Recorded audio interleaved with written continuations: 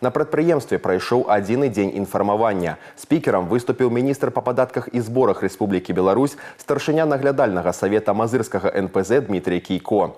Сёння турызм у нашай краіне – гэта адзін з 7 прыярытэтаў сацыяльна-эканамічнага развіцця краіны на бліжэйшую пяцігодку. Агульная задача – развіць патэнцыял туріндустрыі, раскрыць Беларусь перад яе жыхарамі і гасцямі ва ўсёй красе, як краіну з глыбокімі гістарычнымі каранямі і самабытнай культурай, комфортную и бяспечную. Много сделано и создана та база, от которой мы можем отталкиваться, есть результат, но есть такой незадействованный потенциал, который мы должны развить и который должен дать масштабные эффекты.